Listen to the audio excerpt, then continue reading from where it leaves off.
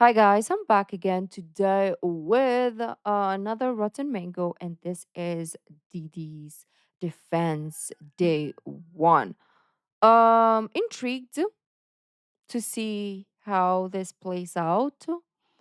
So before we do start, don't forget to subscribe, click the bell button, and let's find out. Bada bing, bada boo. Monday, opening statements for the Diddy trial. There are no cameras allowed in federal courtrooms, so I know you guys often like to watch live streams of trials, but there's no cameras. So I have two Rotten Mango researchers inside the courthouse with me. We are all individually witnessing and experiencing everything that's happening during the trial, individually taking notes, and then every single night we'll come home and regroup and try to find all of the things that we all saw and felt and noted down, because I thought that was the best way, because sometimes we notice things that the other person doesn't notice, and maybe it's like in our heads, we don't know. So these are all the things that we noted on Monday. If you guys are just here for the actual trial and like maybe some of the transcript stuff, skip ahead. This is like the energy inside the courtroom. We sit down. The press is sitting on the right side again. So we are behind diagonal Diddy. So like we can see the side profile of his face and the back of his head mainly. And I feel like the minute that the defense attorneys start walking into the courtroom, it's already so tense. The energy, everybody expected it to be a lot more tense on Monday because it's the last day of jury selection. They're finalizing a jury. They're going to start opening statements. Two witnesses are going to come to the stand to testify. There's going to be cross-examinations. It's going to be tense. But it was really tense. Brian Steele walks in holding Tenny's bag as well as his own bag. And I feel like the minute that Brian walked in, we were all taking notes, because we have discovered this new thing at Rotten Mango, which is the fact that we can kind of predict what's about to happen in court next based off of Brian Steele's eyeglasses. There's something about this man's reading glasses. You look at his reading glasses, if they are on his nose bridge, What I the? feel like whatever is coming next in court is about to be very serious. Or he's reading something. But like usually something very serious is going to happen. When they're off, I feel like he's relaxed. I feel like it's about to be lunch. And they're just staying on his nose. They're not coming off. He's like buried inside of his papers first thing in the morning. Usually he likes to do his little posing.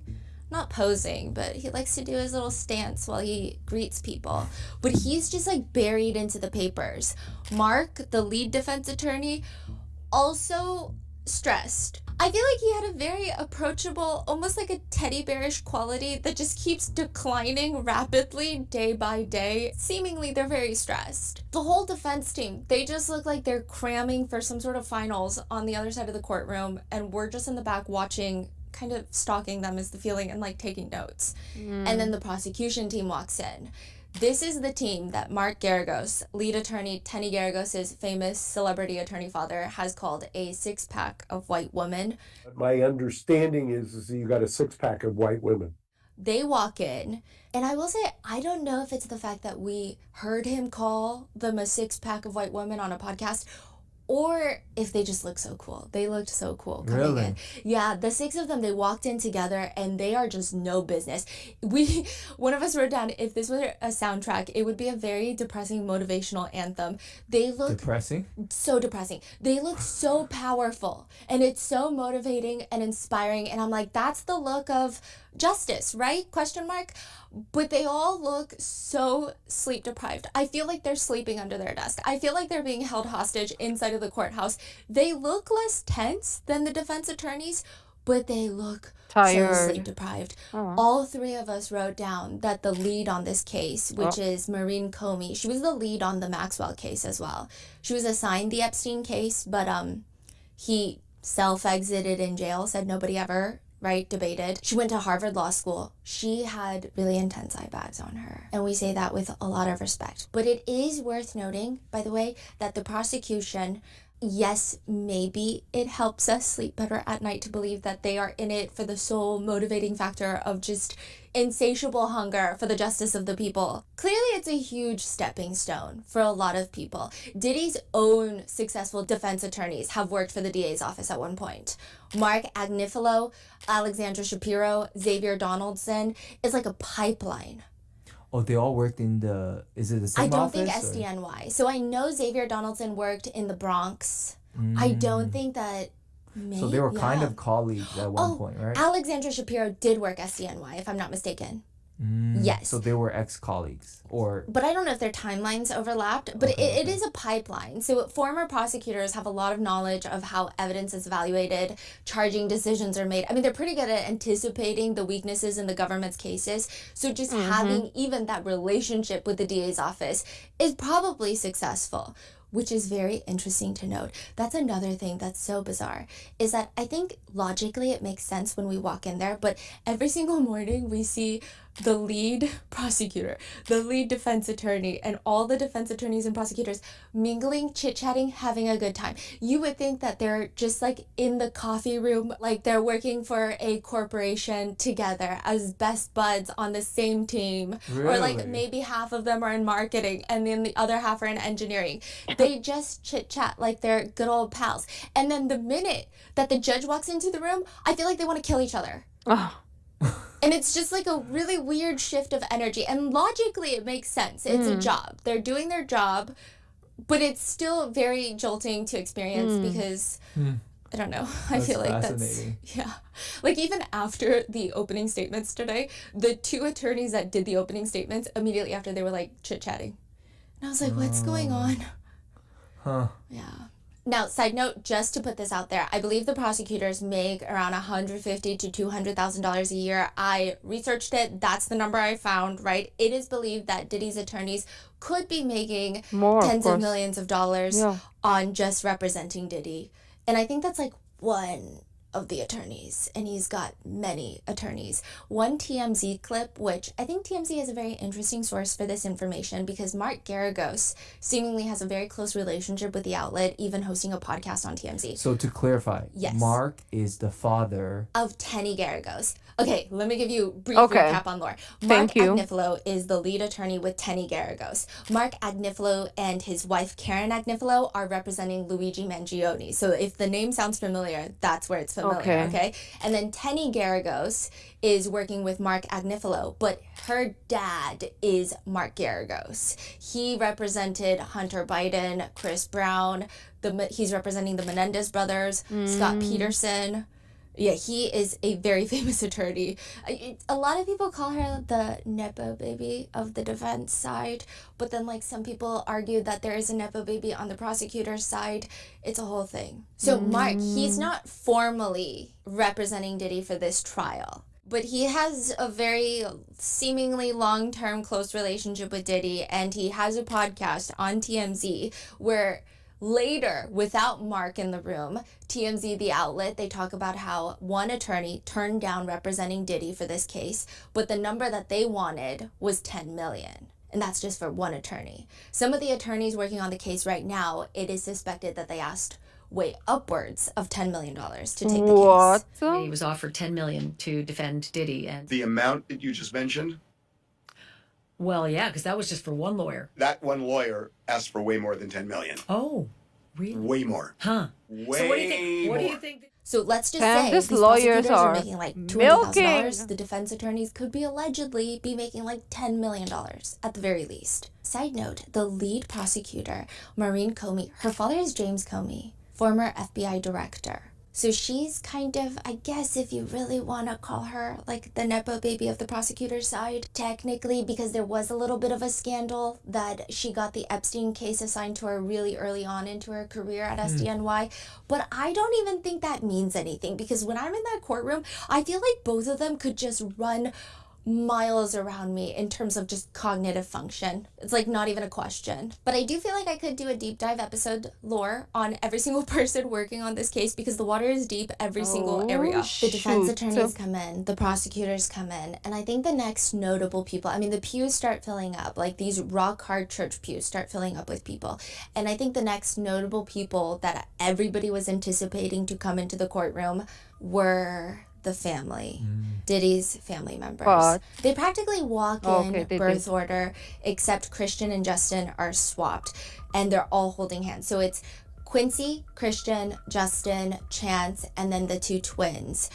And I will say, they're all so tall. I don't know why that was like my first impression. That was like my first note. They're all so incredibly tall, and they all do have a presence about them, and they come in dressed like they're going to a gala or something. Not overdressed, but everything was just so sharp and tailored, is the feeling. Now, I will say, Christian Combs, who also has allegations against him, he walks in kind of more nervous, is what we wrote down. He seems to have his jaw clenched. There is this one moment where this could be nothing, this could be a coincidence, this could be me overthinking it, but he's walking in at a later point during the day and he sees one of the sketch artists in the front. She's sketching the family. And he looks not particularly happy about the sketch. Really? Yeah, is what all three of us noted. And then the three daughters, they also walk into the courtroom holding hands.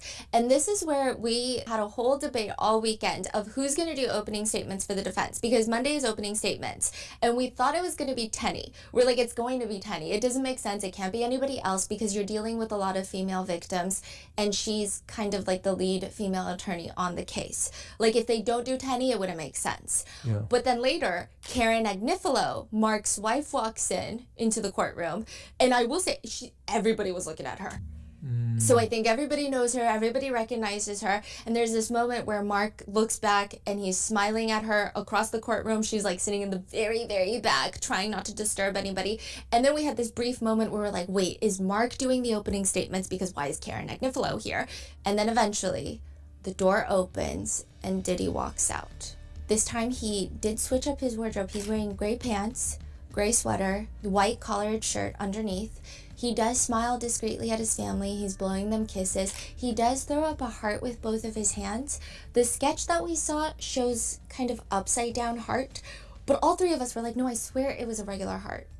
So I think it was a regular heart. And it was... To the family? Yes, and it was pretty discreet. I will say, I But he didn't want to harp too much on like his interactions with his family. I think he has relatively normal reactions with his family. But there was this one moment on Monday where he turns around and he just nods at his sons.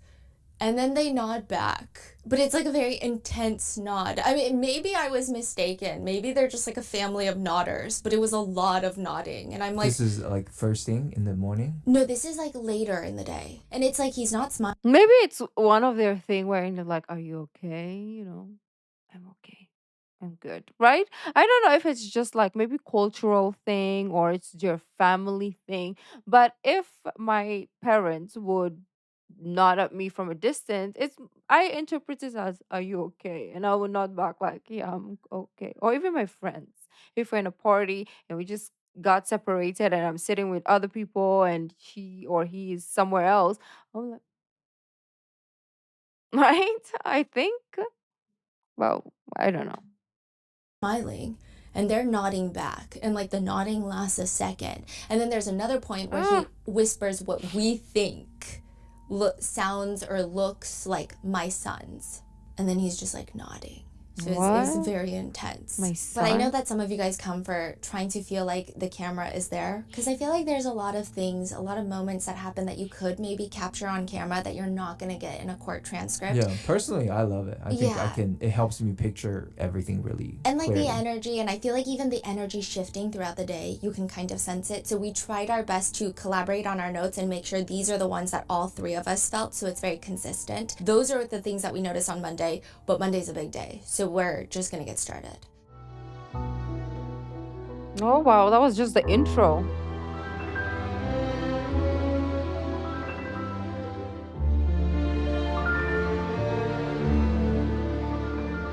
Okay, I was just checking my nose because it's itchy.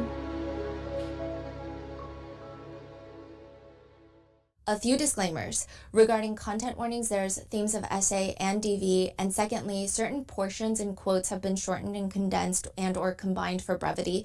This is a very quick disclaimer, but everything reported on in this episode and throughout the trial is public information, but any descriptions or observations regarding the defendant or anybody else in the courtroom are personally noted by myself and my two researchers who are present most of the times in the courtroom, in person, seeing all of these things happen in real time with our own eyes. However, just because we see something and feel something does not mean that our experiences and statements are valid reflections of the truth. Our interpretations of these random things that we see in the courtroom could mean nothing. Like, it could be completely inaccurate. They have no weight or bearing, obviously, on the verdict of the trial, but it should also not be a definitive source on how you feel about a defendant, about a victim, a witness, or really just the case in general. This case right now, Diddy is considered innocent until proven guilty. The burden of proof is the responsibility of the prosecution, and all the crimes that he has been charged with are alleged until a verdict is reached. We did 4 deep dives into Diddy's case in 2024 after his arrest, so if you want to know the backstory on can't believe that was everything, it's going to be 2024. in 4 different videos that I'm going to link below. And now we are on the opening statements of his trial that started Monday, May 12th. We're going to be doing daily updates on Diddy's trial. He is facing 1 count of racketeering conspiracy, 2 counts of sex trafficking, 2 counts of transportation across state lines for the purpose of sex work. He's rejected a plea deal, and he is facing a maximum of life imprisonment if found guilty. This is a federal case, so like I said, no cameras. We can't even bring our phones in. Like, we're just taking handwritten notes.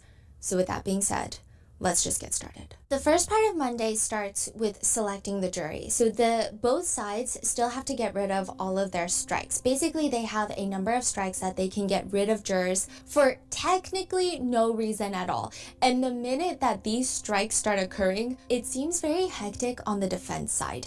There's an order in which they have to go. The order behooves me, but it's like the prosecutors strike 1, the defense will strike 1 or 2. There's like a very specific order, and there's clearly a pattern that they need to follow, and Mark Agnifilo is not following the pattern. He's reminded by prosecutors, like, I think you were only supposed to strike 1 at that point. Linda Moreno, who is the jury consultant for Diddy's team, she's a little bit more involved today. Like, the whole morning, before they even got started, she's been turning around to Diddy, talking more intensely to him. She was a lot more social prior to this. I feel like in the mornings before court really started, she would talk to other attorneys. She did not come to play today. She looks like she's on her game. She's wearing a gold swirl brooch on her jacket, and she looks very serious. I mean, she's clearly the jury consultant. They're doing the strikes on the jurors. Mark Agnifilo will keep going to her to verify, and she'll go through her papers. And I feel like it's not that well organized, is the feeling that I got as the press. Like, it just seemed a little bit, and then all 3 of us wrote this down. Like, we had different variations of hectic. Like, just like, what's happening? And then eventually, Mark Agnifilo states, Your Honor, I note that the government has struck 7 Black people out of 9 strikes. By our count, the government struck 7 Black people, which we believe amounts to a pattern, and it's our request that the government give neutral reasons for these strikes. So, okay, side note, by this point, Why don't we want... it was very hectic before they got to this point. I don't want to look too into it, but we all did write it down.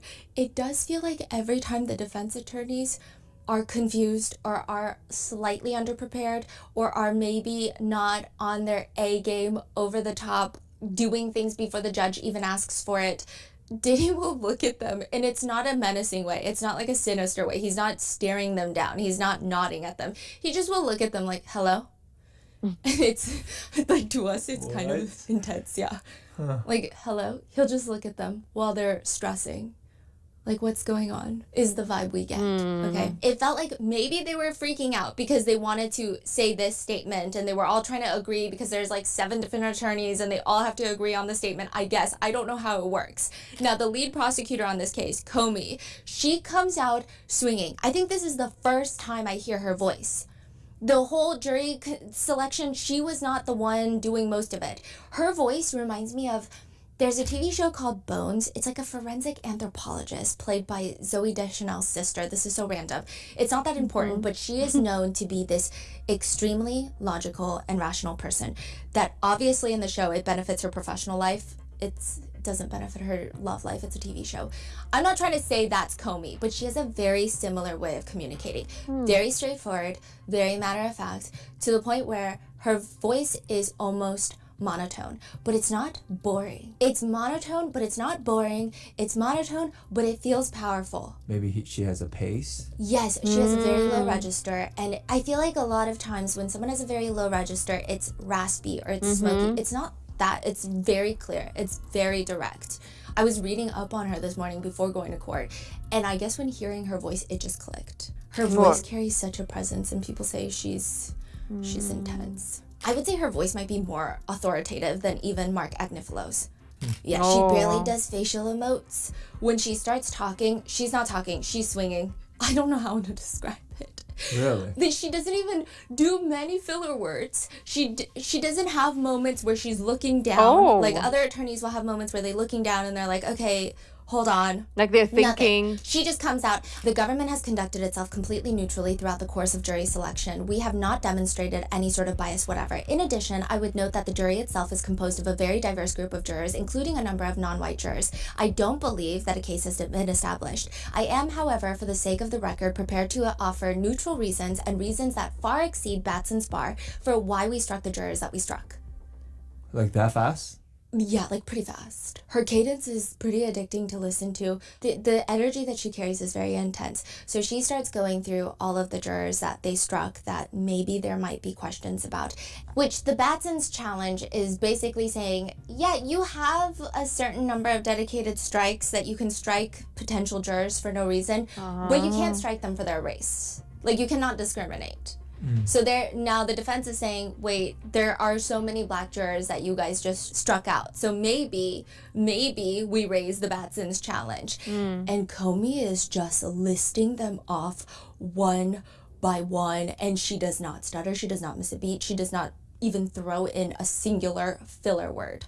Okay, I don't think that's factually correct. I'm sure that there's filler words, but barely any. And she begins, and this is condensed. Juror 51 knew 17 names out of the list of people that were provided to her. She knew all the defendant's children, and she knew the names of one of the witnesses we expect to testify at this trial. She explained that she knew many of those names from watching a television program. Comey argues that the juror likely watched Making the Band. It's a reality TV series, if you guys remember, where some of the members on the show have filed lawsuits against Diddy, or they've spoken out against Diddy, accusing him of inappropriate touching and or predatory business practices, where some of them have even accused Diddy of threatening violence, but also cannibalism to some degree. One former participant in the Making of the Band went on a documentary that is called The Making of a Bad Boy. They accused Diddy of threatening them, saying things along the lines of, "You make me so mad that I want to eat your flesh. I could go get a crackhead and pay them $20 to smack the shit out of you." What? Now, to be fully transparent, Diddy and his attorneys have filed a $100 million lawsuit against NBC and Peacock for that very documentary, but take that as you will. Comey continues, "We expect there will be testimony about this during the trial, and she appeared to have favorable opinions of all these people. That raised us to have concerns that she would bring outside knowledge into her deliberations in this case." They also note that she has a fiance that served 4 years in prison, with Comey saying, "There might be some unconscious bias in favor of a defendant who risked incarceration given that close relative had spent some time in prison. There were the neutral reasons which far exceed the Batson requirement of any reason, not even a good reason, but these are good reasons that we exercise that strike." As for juror number 216, she states, "We had moved to strike that juror for cause, as your honor might recall. To summarize, he had been arrested 3 times, including for harassing a police officer. He also said that his sister had reported to him that she had been abused in a domestic violence situation, but he had said that he had not been there, so he couldn't know who was right, and he couldn't know whether to believe her. That also raised red flags for us about how he would evaluate potential victim testimony in this case." Side note, he also did refer to the police as assholes, but she continues. "So again, that very easily clears the bar of any reason. There are good reasons why we exercise that strike. Our 4th strike was a juror whose ex-husband had spent 21 years in prison for attempted murder, and she had not broken the relationship as a result of it. She remained close with him." Comey also mentions that that juror said that she worked with people with bipolar and manic disorders. She said that she believed that everyone with bipolar or manic disorder have some sort of trauma. Now, the prosecutors state that there will be some text message evidence where the defendant's behavior is described colloquially as bipolar or manic, so they are concerned that that juror might bring those outside experiences and infer that the defendant is traumatized. Then the 5th strike. The juror has 2 brothers who did time in prison for felony convictions. Also, he admitted that he watched news about the case the morning of jury selection, which concerned the prosecutors. They said it was strange. Okay, so this juror wanted to be on the jury, but he said if he serves, he's going to lose 30% of his income, but that's okay. And they felt like he expressed no concerns about losing that much money. She says, quote, "That made us worry that he has an agenda and is trying to get on this jury." Again, easily clears the bar of any reason. Those are good reasons to exercise that strike. Then another strike, she says, "I believe we moved to strike this individual for cause They given want his people English who are not language biased. difficulties." He also so had a nephew maybe. who he said was a gang member who had been in prison for about 2 years, I believe, for being involved in shooting a police officer. Then another alternate they struck for being in the same high school as Diddy or having gone to the same high school for not the same time, but just in case. And she states, so the totality of those reasons, in addition to the reasons that we moved on for cause with that juror, again, easily clears Batson's bar for of not just any reason, but good reasons. Which, side note, I do think that there's a lot of room for healthy debate on jury selection and including or excluding jurors based on their bias against police officers. I feel like a lot of people have been talking about in today's age, how do you even find a jury where people have not had somewhat negative or fully negative interactions with police? So I do believe that's a larger conversation that I don't necessarily know I'm the most qualified for right now or the most well-versed in. However, in terms of the law, it does appear that the prosecutors came just ready for whatever the defense was about to put out, because even Judge Arun says, so the defendant's challenge under Batson's is denied. The defendant has failed to show purposeful discrimination as required by Batson, so the application is denied. And with that, the jury is set and they are sworn in. A few side notes. Judge Arun becomes very friendly when the jury comes into the room. Like, there's this very noticeable shift in his energy. When it's just all of the attorneys, he's very firm. He's very professional, but he's very firm. He doesn't play games. But then when the jurors are in the room, he's usually very, like, a lot more approachable, a lot more accommodating, a lot more friendly. Yeah, I think he does take the jurors serving 8 weeks as, like, a very high thing. Yeah. Like, he's... I think he's just like, what is wrong with my voice? I think he's just like, these are people with lives, okay? Like, I don't want to waste their time. So this is my way of like appreciating them for being here or giving me their time. This case, right? Their time. So that's why maybe it's nice. Because some judge will be like, whatever. all about getting them out on time every single day. He's all about making sure that the trial finishes in 8 weeks so that they can go back to their lives. Wow. Yeah, he's like very intense about it, and I kind of love him for that. Yeah. So I will say that as the jurors are 'Cause we getting have sworn lives. in, Diddy is like kind of nodding. Maybe it's coincidental. All three of us did write it down. It's not like a scary nod. It's just like the nod that he did every time that they walk into the courtroom. I don't know what kind of nod that is. I'm not really a big nodder, so I can't say for sure, but he's kind of nodding and he is looking at them.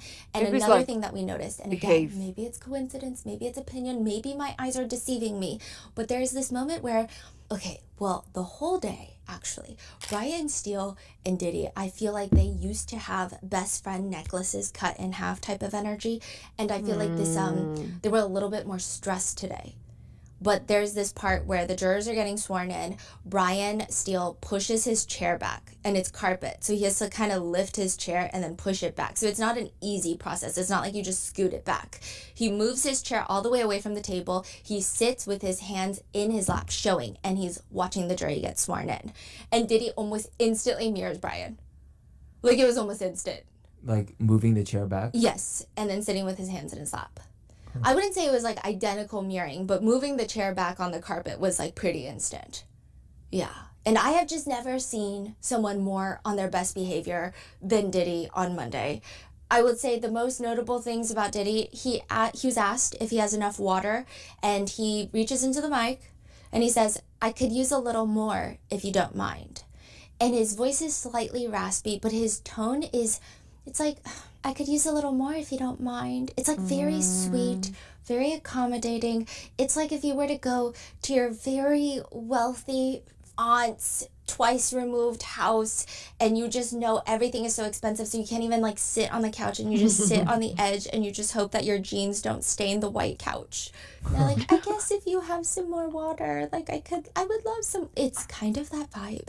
Even when Tenny, the lawyer on his right, has to sit back down after a statement, he full on both arms, like a moving company mover, is pulling out her chair onto the carpet. But it's just like, it's like the Brian Steele jacket lapel thing. It's just like, it feels like too much. Yeah. I feel like, I don't know if the Queen, rest in peace, got this type of treatment when she wanted to sit down on a chair. It was a lot. And then once the opening statement Why is he started, doing too much? Diddy is a literal statue.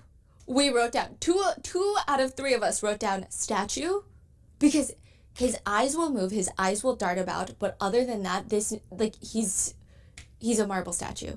He's a wax figurine. I don't know how else to explain it. I did a comparison that honestly should not be taken seriously at all. Don't take it seriously, but I took it seriously because I don't know why I was taking these notes. But I did a comparison of the physical moving body of Brian Steele. The way that I always end up sitting, I feel like I mainly just see Mark Agnifilo and Tenny's the back of their heads, but I get and I think because they move around a lot more, I get a better view of Diddy and Brian Steele.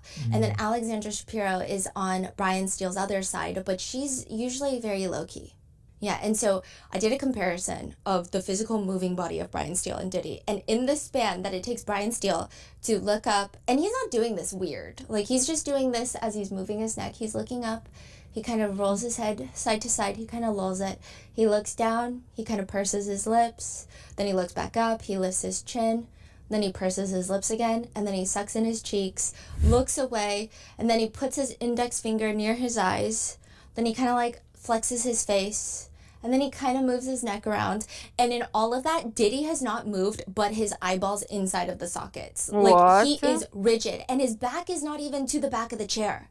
So his back is erect, and he's like statue rigid. Wait, this is during opening statement? Oh, he's or- so tired. Oh. During opening statements, very rigid. Now, opening statements, the podium where the attorneys are going to be speaking directly to the jurors is literally facing the jurors.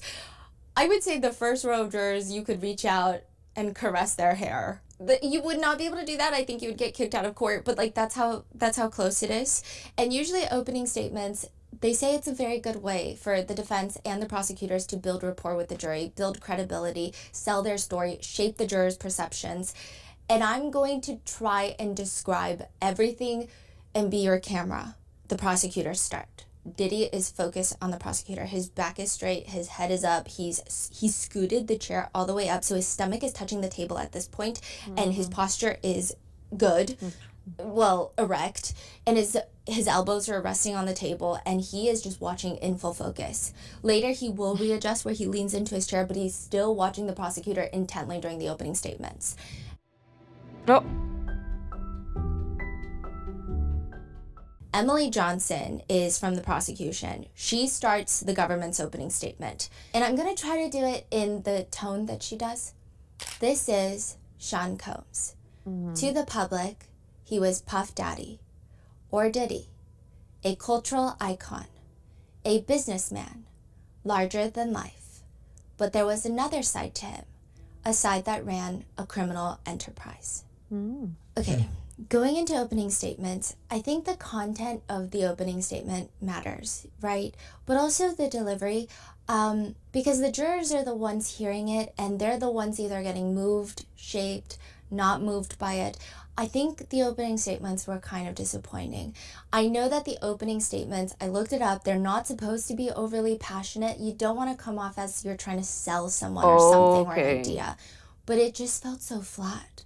The opening statement from the prosecutor goes, during this trial, you are going to hear about 20 years of the defendant's crimes, but he didn't do it alone. He had an inner circle of bodyguards and high-ranking employees who helped him commit crimes and helped him cover up kidnapping, arson, drugs, sex crimes, bribery, and obstruction. These are just some of the crimes that the defendant and his inner circle committed again and again. You are going to hear about all of them during this trial. Let's start now with just one night. The prosecutor states the defendant was on the hunt for his girlfriend, a woman named Cassie.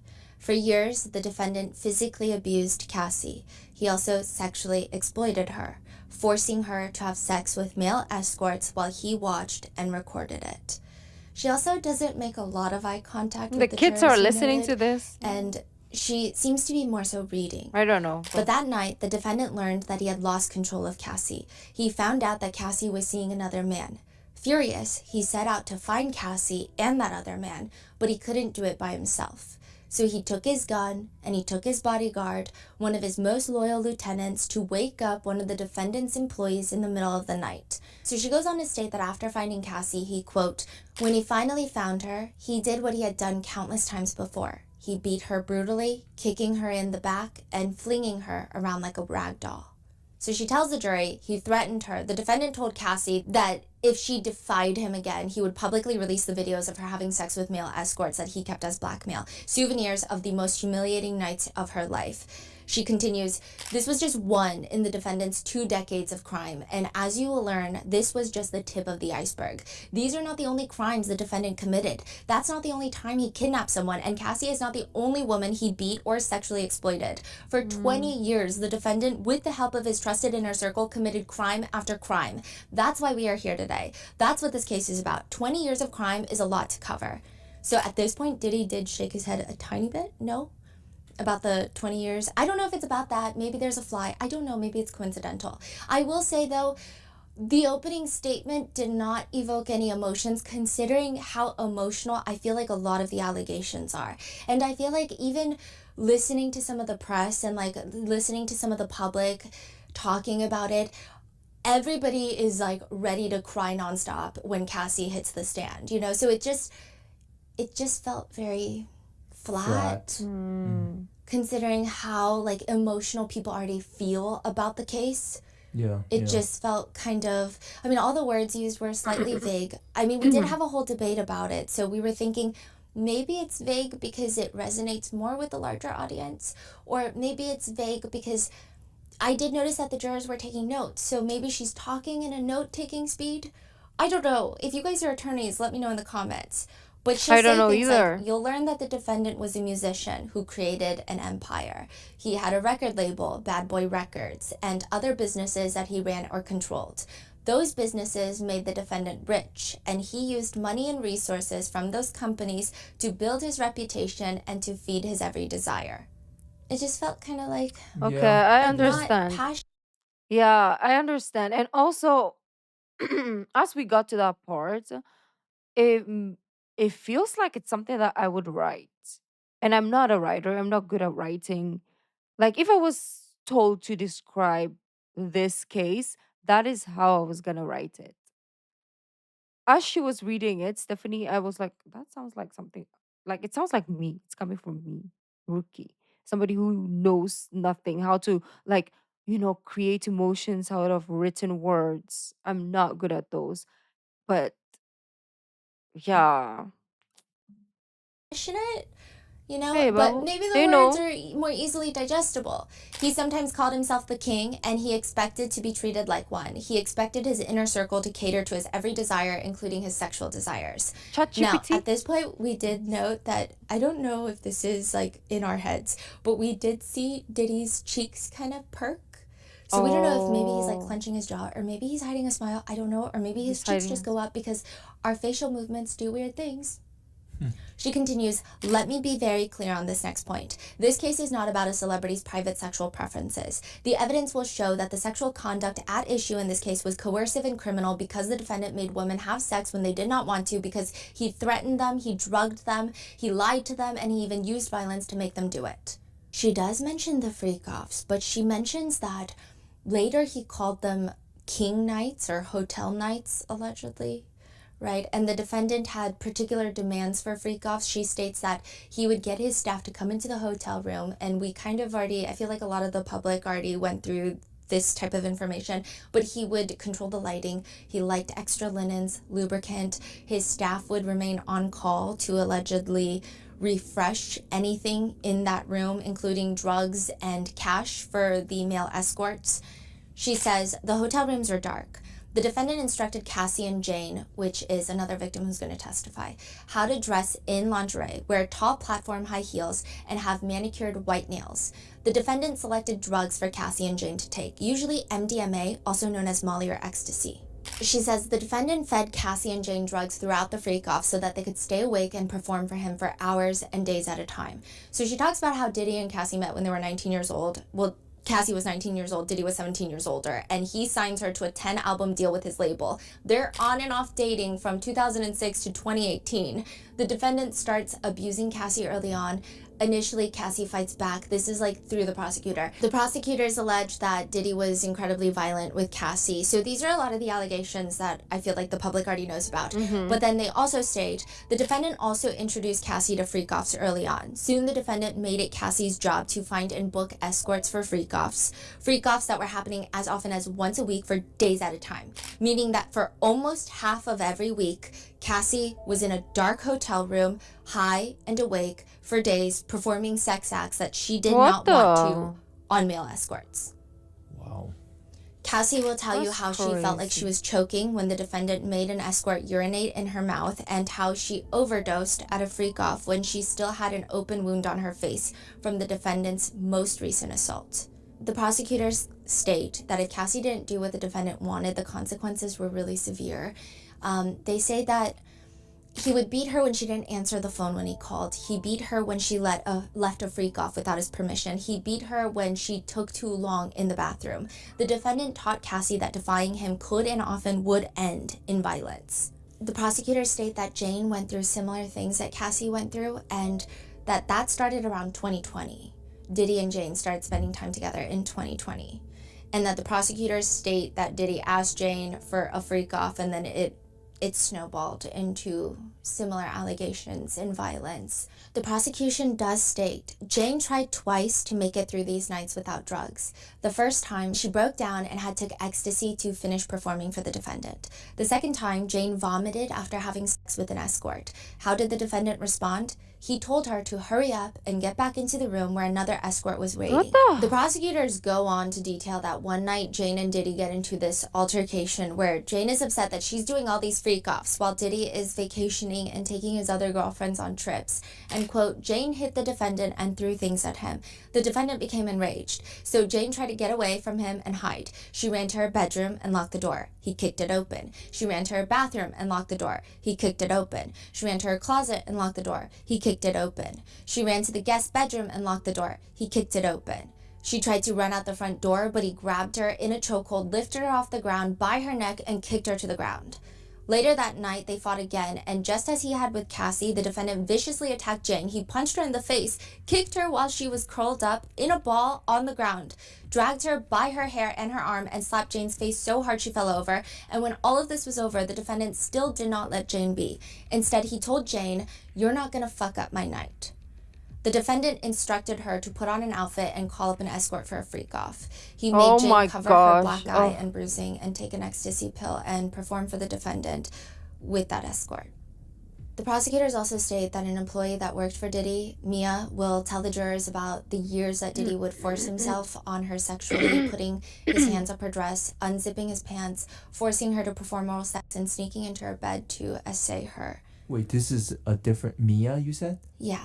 So that's another victim, the Yes. third one now. And so the prosecutors state, Mia will tell you how she could not talk about what happened to her until recently, how she wanted to take the secret of what the defendant did to her to her grave, and how everything was covered up by Diddy's inner circle, even the hotel footage of Cassie. The prosecutor states, in exchange of the video from the hotel, the defendant gave the security guard a brown paper bag full of $100,000 in cash, while the defendant's bodyguard and his chief of staff stood by. This is far from the only time that the defendant's inner circle tried to close ranks and do damage control. And just preemptively, I think, the prosecutors are stating, you will learn that some of these witnesses and victims, including Cassie, have already received financial settlements from the defendant or have filed lawsuits against the defendant. But these witnesses will tell you that they trade any money from the defendant for not having been abused. She ends the statement with, first, please pay close attention to the evidence. Second, please follow the judge's instructions on the law. And third, please use and trust your common sense. If you do all that, you will reach the only verdict that is consistent with the law and the evidence in this case. That is, the defendant, Sean Combs, is guilty. It was not as powerful as I think what it could have been, but I don't know. I felt like we had this whole conversation about it I feel like we've heard a lot of other opening statements in other cases that had a lot more emotion. I don't know if maybe this is so high profile that they try to keep it as professional and unemotional as possible. I don't know. If you know, let me know. The whole time near the end, Diddy is, in what we thought in our notes, eyeing Tenny, his attorney on his right, like her paper as if he's copying her homework. And then immediately after, Tenny Garagos gets up to do the opening statements for the defense. She's wearing a white Don't tell turtleneck, me. a black pantsuit that's completely pleated in the back. She is, I would say, much more in control when she walks up. She doesn't look like she's reading as much as the prosecution did. She's looking at the jurors more often. She seems a lot more prepared than the prosecutor did during the opening statements. One thing that I did notice that a lot of people noticed where I was sitting is that it appeared that she had white nail polish on. I know, like, in the last one, I was like, I feel like it was pink. In her interview, it looked pretty white. And I was like, I don't know if it's me. But then, like, Because of this case, I have not wanted to use white nail polish. I'm not linked by all means, but every time I think about white nail polish, I'm just like, I just don't feel right anymore. So I really wanted to. I don't know if you saw me in the black nail polish. I was debating. I was like, do I go black or white? I was like, "Ah, I don't want to do white because of that freaking Diddy. He just ruined the white nail polish for me. Um. So yeah. Well, maybe one day we will overcome this. in her interview, it looked pretty white. And I was like, I don't know if it's me. But then, like, both my researchers were like, no, it looks really white. And that's a choice I want to she see. made. Oh, I guess, there's no yeah. If it's white, pictures Yeah. and it's a camera choice. or whatever. Yeah. Yeah. Yeah, that's Let me read you weird. parts of her opening statement. Good morning. Sean Combs is a complicated man, but this is not a complicated case. This case is about love, jealousy, infidelity, and money. This case is about voluntary adult choices made by capable adults and consensual relationships. This case is about real life relationships, and the government is trying to turn those relationships into a racketeering case, a prostitution case, and a sex trafficking case. It will not work. I think given the circumstances of the allegations, the accusations, even just the hotel footage, I think a lot of people can't think of many other ways that maybe Tenny Garagos could have done an opening statement, but yeah, she continues, you will hear the evidence, you will get the truth, you will see the witnesses and evaluate them one by one, and finally, the story about this case can finally come out. Why do I say that? I say that because this case is not about what you've heard on the news, read in the news, or have seen on social media for the past year and a half. This case is not about what civil attorneys looking for a payday are trying to make my client out to be. There has been a tremendous amount of noise around this case for the past year, and it's time to cancel that noise and hear and see the evidence that will be presented in this courtroom. The story of Sean Combs is a fascinating one, but it is a human one. We are going to tell you his story over the next 2 months in this courtroom. So by now, you've heard the government say a lot of things about my client. It's time for me to introduce you to him. His name is Sean Combs. And at this point, I almost peed myself because Diddy stands up. And it's like kind of abrupt. Like I wasn't expecting him to stand up. It feels okay. So there's two ways that we were trying to describe it, and we don't know which one's more accurate. So the first way, it almost feels like maybe because he was so statuesque the whole day, he forgot how his limbs move, and then he just like shot up out of his chair like a little rocket heading into space. Or it feels kind of like a military roll call, just like shoots up, back straight, posture straight, and I do think it's awkward because it's not like I don't think he can just like wave at the jurors. That comes off very high, right? So he's just stands up. Okay. Okay, and she's like, his name is Sean Combs. You may have heard of him by Puff Daddy, P. Diddy, Puffy, Diddy, but standing in this courtroom at 55 years old, in the same place he was born and raised, he's going by the same name he was born with, Sean Combs. My name is Tenny Garagos, and I am one of the attorneys honored to represent him. By this point, he sits back down. His hands are folded in his lap. The prosecution will bring in those same employees and others into this courtroom and have them testify that Sean Combs has a temper. And when he drank or when he did the wrong drugs, he would get violent. My client is not proud of that, but it is one of the many things we are going to own and fully admit right up at the front of this trial. Sean Combs has a bad temper. He sometimes gets so angry or so jealous that he is out of control. You will see evidence and you will hear some testimony that does not portray my client in a good light. You will hear some text messages, some voice notes, and some witness testimony that may make you think, I don't think this guy is a great guy. I don't like how he just lied to his girlfriends. I don't like the things he just said in that text message. I want to tell you now, there may be multiple points at this trial where you think, I think he is a jerk, and I think he is kind of mean. But he is not being charged with being mean. He's not charged with being a jerk. He's charged with running a racketeering enterprise. I did peek at people in the courtroom. Okay. What the The reaction? press, or are you talking about the families? The jury? Public. Oh, public. Okay. Okay. Yeah, and I will say, I don't think a lot of women were happy with some of these.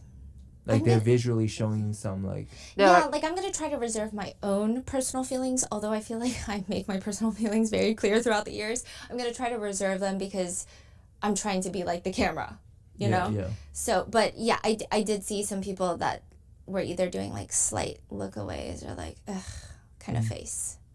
But it's to be expected. Like, I think this is what everybody expected from the opening statement for the defense. And she continues, and though there was violence that you are going to hear about, you already have. That violence is not part of any RICO. That violence is not connected to sex trafficking, and that violence is not prostitution. There was a name in criminal law for the violence that we will hear about and we will see at this trial. It is called domestic violence. It is called assault. Domestic violence is a very serious matter. I want to say that now. It is a bad, illegal problem, and it is something that the law addresses. We take full responsibility that there was domestic violence in this case. Domestic violence is not sex trafficking. I want to say it again. Domestic violence is not sex trafficking. Had he been charged with domestic violence, had he been charged with assault, we would not be here right now. We would not be sitting through an 8-week trial. However, he has been charged with different crimes: sex trafficking, prostitution, racketeering. These are federal crimes with their different statutes. They charge different elements, and he is simply not guilty of those crimes. One of the central themes of my statements to you will be personal accountability and personal responsibility. As the trial goes on, we will see that with each witness, we are going to take that on ourselves. We will not shy away from the things Mr. Combs did, but we will not deny his personal responsibility or own the things that he did not do. We are telling you right now that he is physical, that he is a drug user, and I'm telling you he had a bit of a different sex life. Scroll. For example, you may have not heard any evidence in this case, but the prosecutor's already told you about lubricant, and you may know of his love of baby oil. Is that a federal crime? No. You will hear that he got IVs after ingesting drugs. Is that a federal crime? No. He will be responsible. He will be accountable for the things that he did. But we will fight for his freedom throughout the next 8 weeks for what he did not do. And he cannot be the only person in this case who accepts personal responsibility and accountability for his actions. The alleged victims who will testify in this case are capable, strong, adult women. They are all getting something each of them wanted from him and from being in a romantic relationship with him. And those adult, capable, strong women will have to take on the same level of personal responsibility for their lives that he is going to take on for his. When any person in life makes an adult choice, that is a free choice. A free choice has pros, it has cons. You may think there are better choices, you may think there are worse choices, but that does not eliminate the personal responsibility behind those choices. And each of the women you will hear from, they all had the personal responsibility and the freedom to make the choices that they made. You will hear from these women, you will see these women, you will meet them, they will sit in that witness chair a few feet away, and you will evaluate them for yourselves. You will see that they are capable, you will see that they are strong, you will see that they made free choices every single day for years. As you are listening to the evidence and you listen to them testify, I want you to ask yourselves, what are all the ways that this individual had the ability to make that choice? Ask yourself, what are they getting from being with Sean Combs? They are not with him because they are stuck or because they are without a choice. The government will try to show you that Sean Combs is the only one getting something from each of the alleged victims who testify in this case. But with each of these individuals, ask yourselves, what is this person getting? They are with him or they are working for him because they are getting something they want from being with him. Now, with each person, that something may be different, and it usually is, but with each person, they are all getting something. Combs is one of those men that I'll submit to you, we all know. The evidence is going to show that he is somebody who never married, but he needed to always have a woman around. He is a many-woman man. He has 7 children by 4 different women, and he is the kind of guy who is always in relationships. In fact, he was always in multiple relationships. But critically, he was not always honest about the fact. And you'll find that even when women knew he was in multiple relationships, this would drive a primal jealousy in people. It would drive a lot of the choices you are going to see in this case. You will see that these women are strong, capable, and that they were in love with him. You will see that breaches of trust, infidelity, and jealousy are what drove the domestic violence you will hear about. You will see that alcohol and drugs played a major role in his temper, and the evidence is going to show you a very flawed individual, but it will not show you a racketeer, a sex trafficker, or somebody transporting for prostitution. So as we've said, you're going to hear from 2 women, Cassie and Jane. This case is in large Oh. part about his sexual relationships with these two women, and you're going to hear that they went to private hotel rooms to engage in what I expect some witnesses at this case to call the swingers lifestyle, which is essentially just a fancier terminology for threesomes by adults. You might hear about his kinky sex or his preferences about sex that may make you uncomfortable and may not be what you like to do in your own bedroom.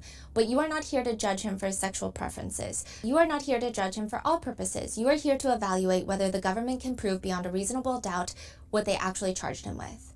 They cannot. But as you evaluate the evidence in this case, remember that he is not being charged with being a flawed individual or having a flawed relationship. The defense states that Cassie started dating Diddy while he was still in a relationship with Kim Porter, the mother of his 4 children. They state, after the two fell in love and started dating, she broke up with her producer boyfriend, but Combs, for his part, did not break up with Kim. He remained in a public relationship with her, and that is something that caused extreme jealousy with Cassie. He continued that relationship with Kim Porter until her tragic, untimely death from pneumonia in 2018. Regarding the hotel video where Cassie is seen in the hallway being assaulted, they say, this assault happened almost 10 years ago on March 5th of 2016. I expect that we are all going to see this video many, many times throughout this trial. You are going to see it later today, and I expect you to see it many more times throughout this week. You're going to see it a lot, but I want to start by saying 2 things. First, what Combs did to Cassie in that videotape is indefensible. It is horrible, it is dehumanizing, it's violent, it's virtually every bad word you can think of, and while it's dehumanizing and violent and terrible, the second most important thing is that it is not evidence of sex trafficking. It is evidence of domestic violence. You will see that it's also evidence of the central theme in this case, which is jealousy. That's what the videotape will show you. So the defense states that what Diddy really wanted that day was the phone, and that the DV is over the phone and not because of sex trafficking. Further asking, what causes a fight about a phone? We can all use our life experiences to show us that. Phones keep the secrets of infidelity. And you will hear that there was another fight even later that year, again, about a phone. The defense states that the two of them stayed together for 2 years after that hotel footage, and the real reason that Cassie and Diddy break up, according to the defense, is that they were on and off for years. Finally, they break up because, according to the defense, Cassie was very jealous and broke up with Diddy and then started dating her now husband. And then eventually Kim Porter passes away, and the defense states that in November of 2018, Kim Porter tragically passed away from pneumonia. Knowing that Combs would be distraught and wanting to be there for him, she did everything she could to be there. She came to his memorial service at his home. She flew to Kim's home state of Georgia to be at the funeral. Don't lose the sight of the fact that amidst a breakup, all the way at the end of 2018, she flew to a funeral service to be there for him and support him and his family during this trying time of their lives. And at the service, at their home, Combs, to a group of loved ones, former employees and others, and to many people who on social media were paying respect, said, and I quote, "Kim was my soulmate." In Cassie's presence for everybody to hear. He said, she was my soulmate. The end of the relationship between Cassie and Combs is important, and I want you to focus on the evidence of how and why it ended. When Combs publicly stated Kim Porter was his soulmate to all the people around him who were there, for the first time maybe ever, Cassie realized all the things she would not be. I expect many witnesses at this so they're trial to saying tell you she wanted jealousy, to be really. Combs' wife. I expect even she may tell you that. That is what she spent 11 years trying to get, and in one day it became very clear to Cassie she was never going to be that. And if she was never going to be Combs' wife, if she was never going to be the love of his life, then she would leave. And that is what she did on her terms, her choice, for reasons that for her were the right reasons. The defense does state when she made the decision to leave, there were no repercussions, as the government hinted. She made the choice to leave. She communicated it to him, and then she ran into the arms of another man, which a lot of netizens felt like that part was very interesting, but continuing. Oh, and side note, the defense states that the freak-off videos that they found were not on Diddy's electronics, but on Cassie's, saying you will hear that the government raided 2 of his homes. You've already heard that over a year ago. They seized countless electronic devices. The only freak-off videos you will see or hear about at this trial came from her devices that she kept for 5 years. So when the government talks about power and control, who had the power? Who had the control? Who? I guess They're they're thinking hinting it's at Cassie. maybe Cassie has the power because she has those videos and could blackmail Diddy. They continue. After Kim's funeral, they never saw each other again. The very first time that this former couple will see each other after 6.5 years of a breakup is in this courtroom later today or tomorrow. We are all going to witness their closure, and that is because she moved on with her life and he moved on with his. You will see that she married the trainer. She had 2 children with him, and she's pregnant with her 3rd. And Combs also moved on with his life. As for Jane, the defense states that you will see her jealousy on full display at the trial, and you will see that she was willing to engage in these nights with Combs, and then she would be on social media after, and she would see that he was with another one of his girlfriends, either out at dinner or traveling, and she would send messages of regret afterwards. They state these were born out of jealousy, which was the root of their troubles, and regret does not mean that she was coerced. Her jealousy drove her to make the moves that she made. They also go on to allege and state that Cassie was living in her parents' home when she filed the lawsuit against Diddy. They're kind of insinuating that she had financial troubles, and that's why that she didn't go to the police and went to sue him instead.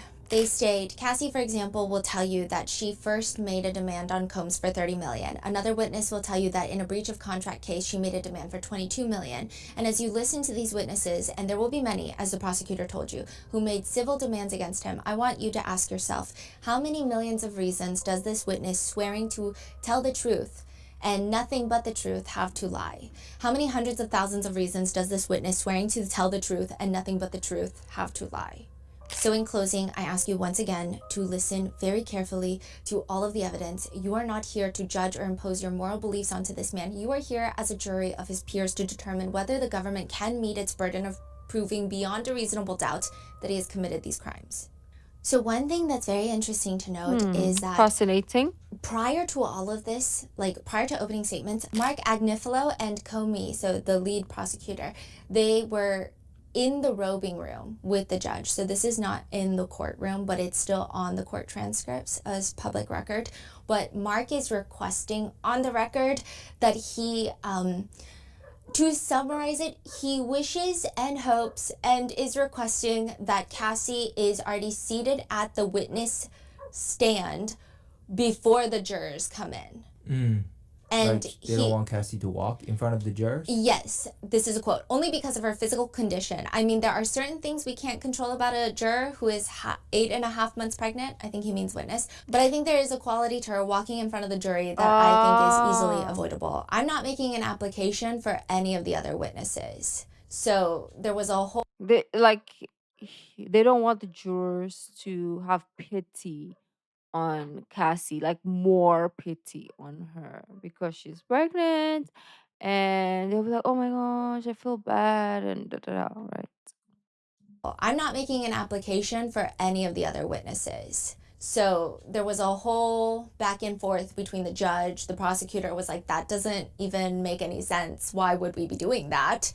The prosecutor says, Your Honor, we would object. If Your Honor is considering it, I would like to be heard on that. I don't think there's any basis to treat any witness differently because of a medical condition, most notably pregnancy. I think that would be deeply inappropriate. The judge says that he will think about it, but he does think that Ms. Comey makes a very good point.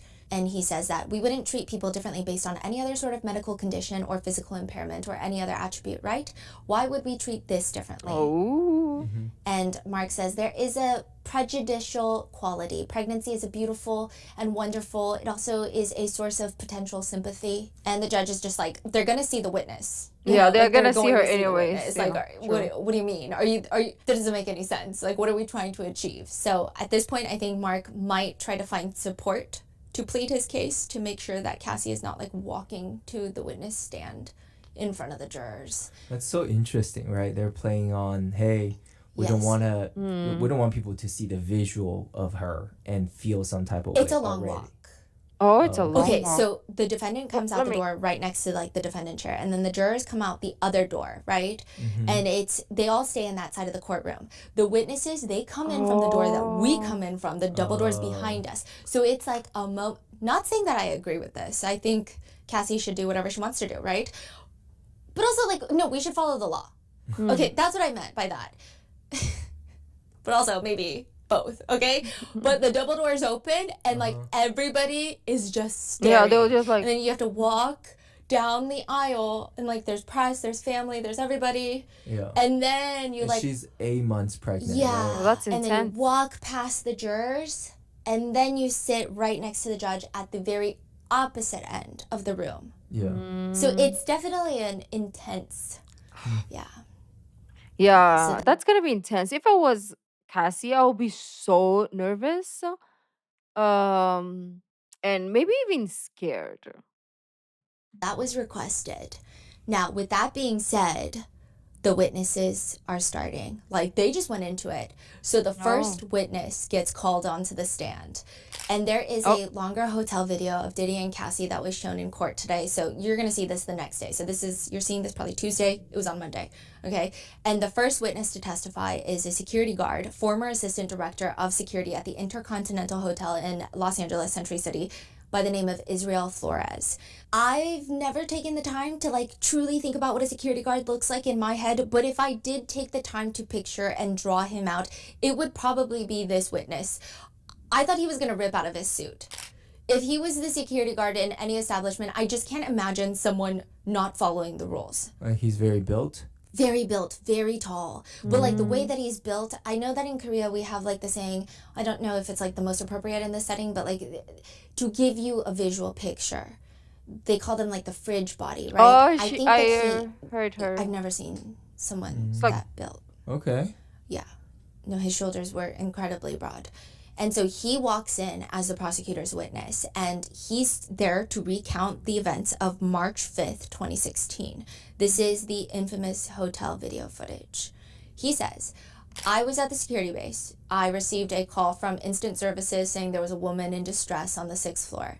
Basically, the hotel has like each floor has a phone. So if you pick it up, it goes directly to them, and it pretty much, you don't have to dial anything. You just pick up the phone, it goes to instant services, and she pretty much directs the call. So like if you need housekeeping, if you need security, she will direct the call. So he says he gets a call to the 6th floor, a woman is in distress.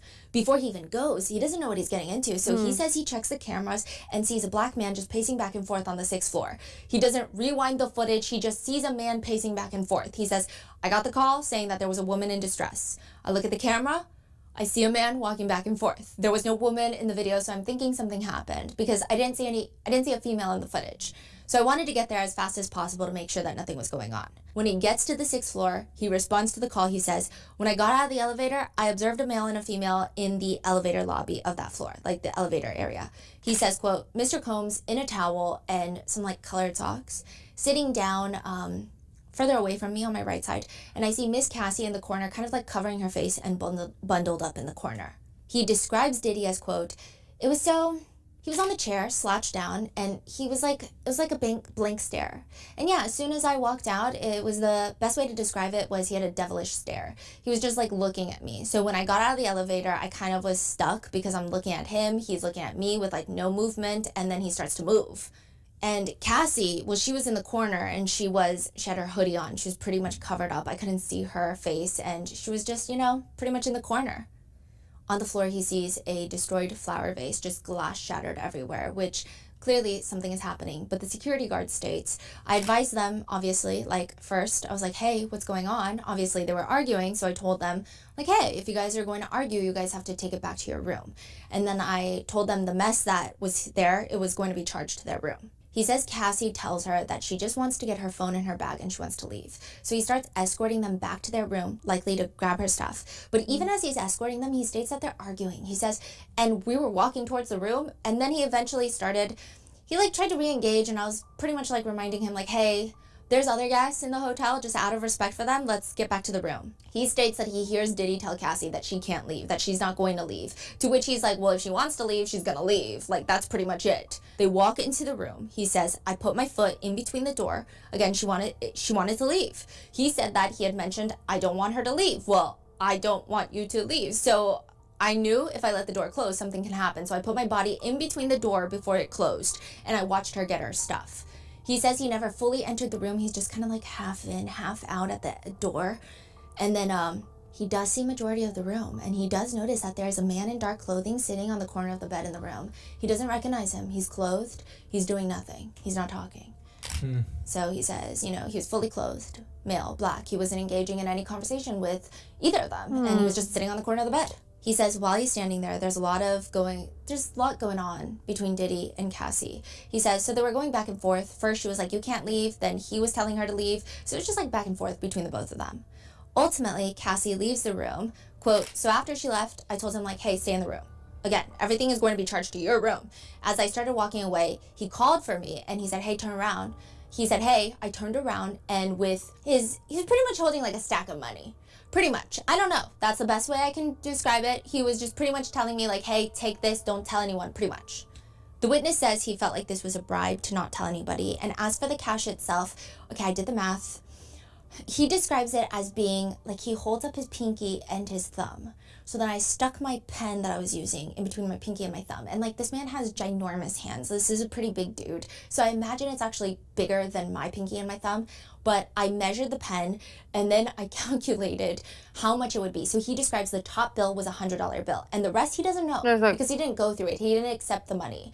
But I did the math. If it was a stack of all hundreds, that's $120,000. Oh, whoa. To be what he described. If it was all 50s, 60,000.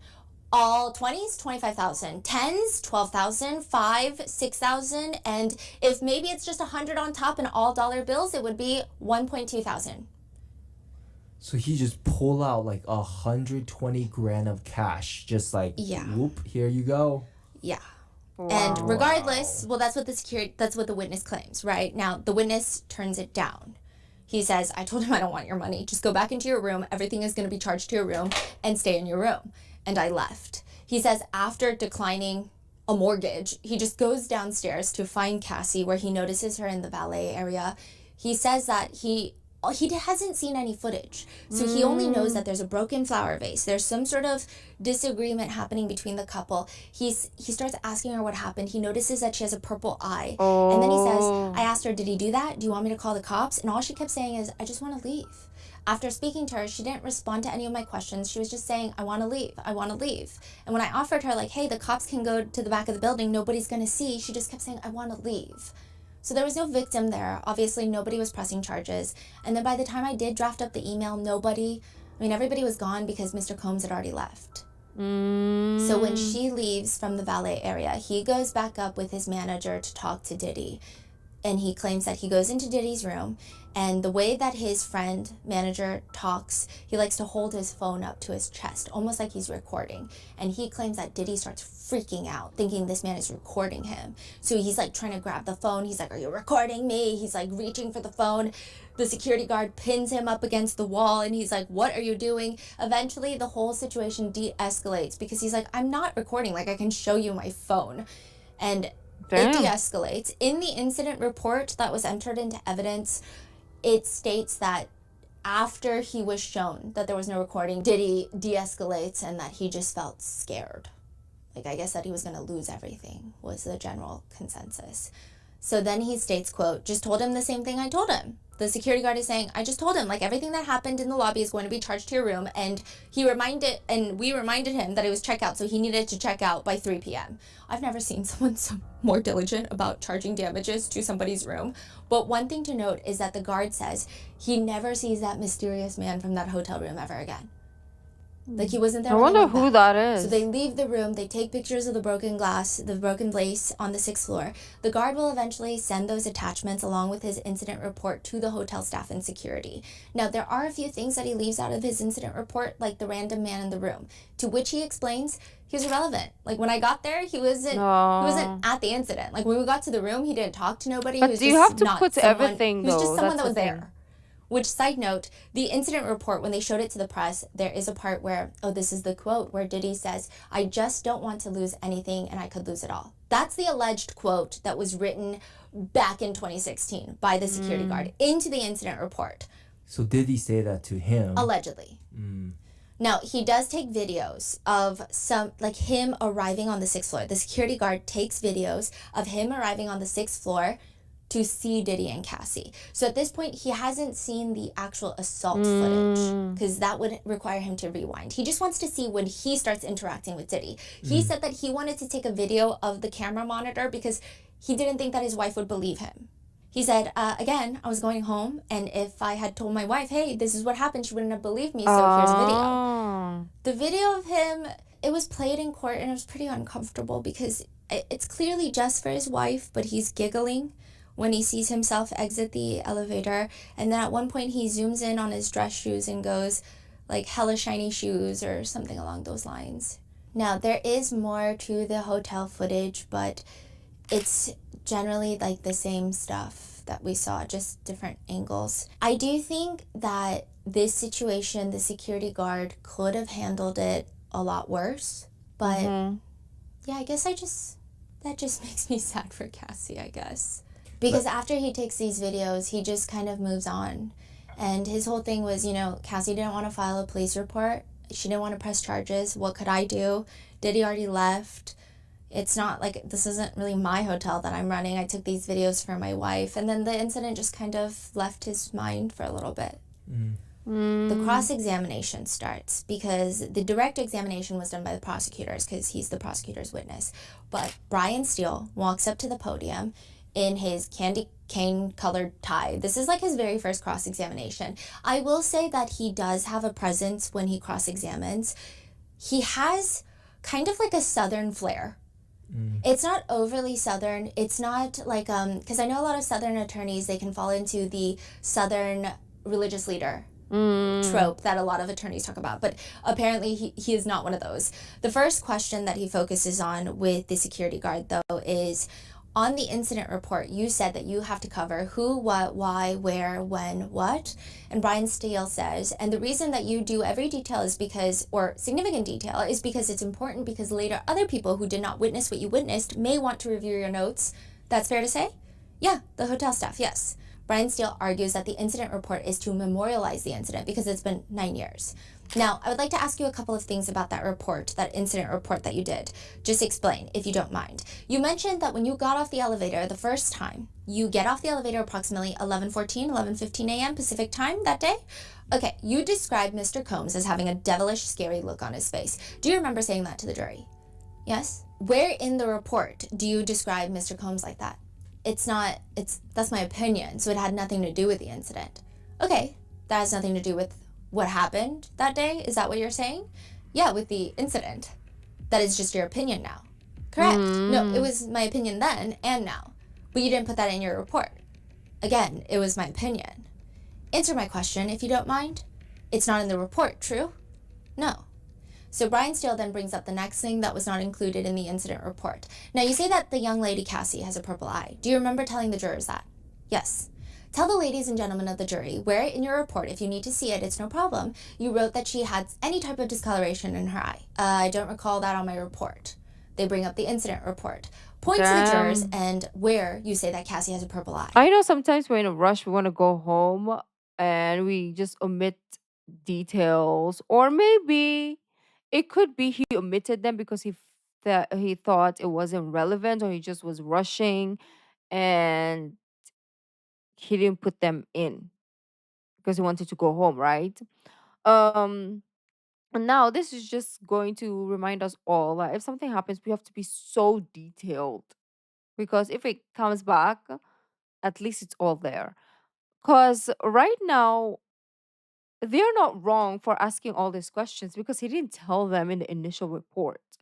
So now that he's retelling the story with additional details, it would just be like, oh, you are just swayed by all the things that you've heard and read in the years, and you're just saying all these additional things which are not true. It could be true, but now it seems like it's not. It's tough. They bring up the incident report. Point to the jurors and where you say that Cassie has a purple eye. It doesn't. He's like, I couldn't hear. I apologize. It doesn't. It doesn't. Now, that would be significant, wouldn't it? Yeah. Because you have to know if somebody gets injured on your property. That's important for not only you, but your coworkers to know. True? Correct.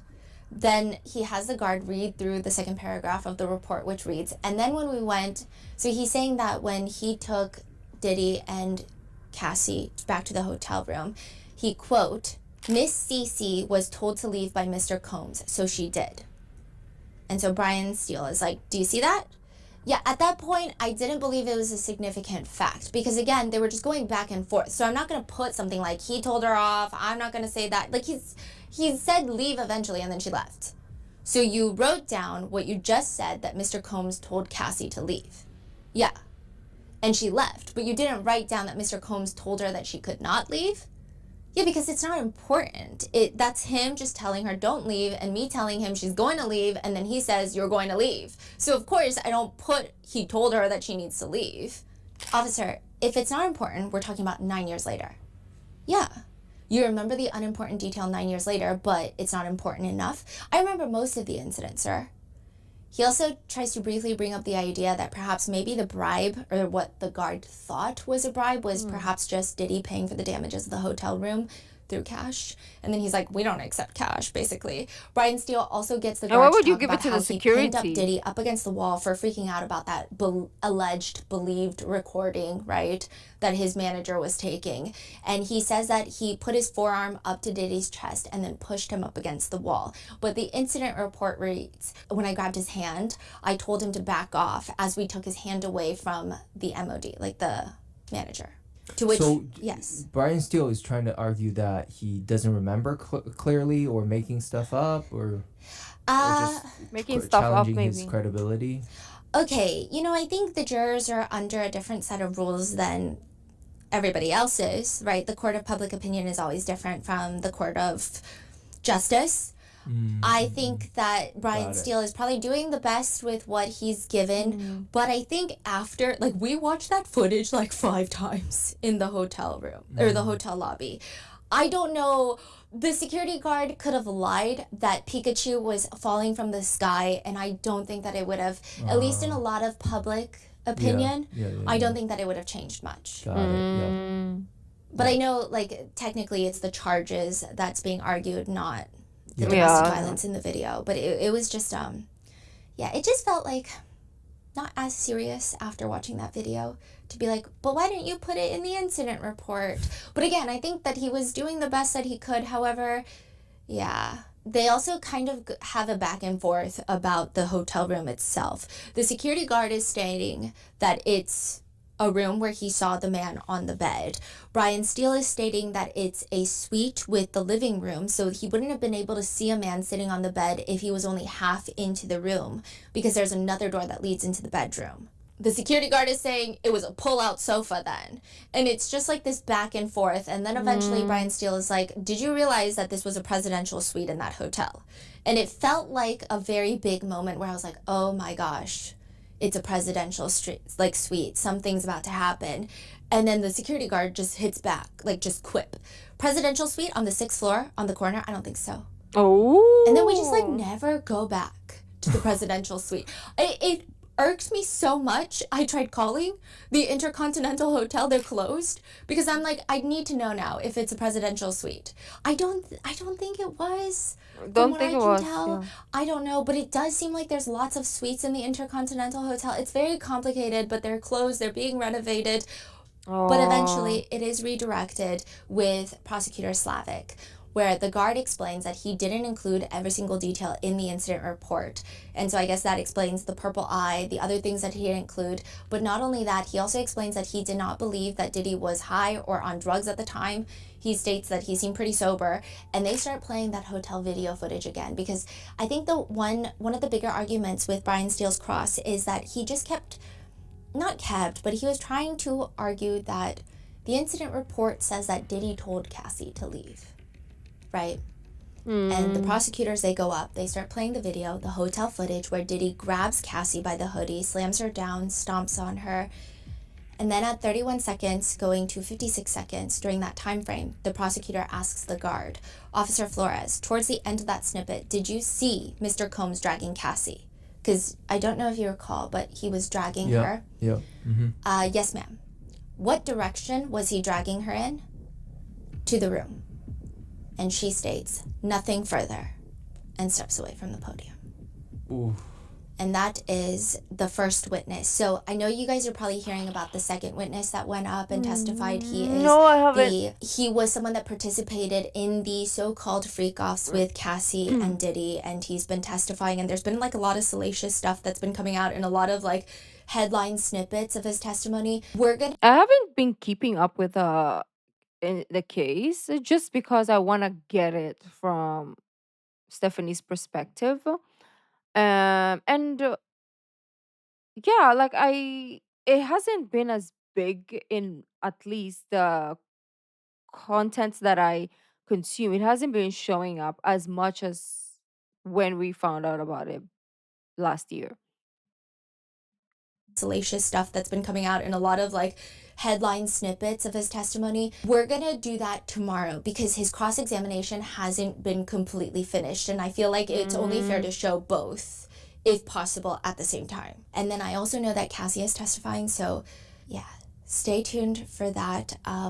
Let me know in the comments, what are your thoughts on the first witness? Do you think that it really mattered much? And also the opening statements, I do think a lot of people are upset by both parties. I feel like the internet is upset by the defense's opening statement, which was to be expected. I think a lot of people inside the courtroom like kind of expected that, but then were kind of disappointed because a lot of people had high hopes for the prosecutor's opening statements. I don't know. What are your thoughts? Leave it in the comments, and I will see you in the next one. Okay. That was interesting. Look at both sides. And I love how Stephanie went there to get, like to do her own research and then come back and let us know as well. She's like reporting for us, right? So this is a great way to see how this turns out. And let me know if there's some facts that you guys have seen or heard or read that she didn't mention, at least in this day one trial. Let me know down in the comments. Thank you guys for joining, and I will see you in part 2. Bye.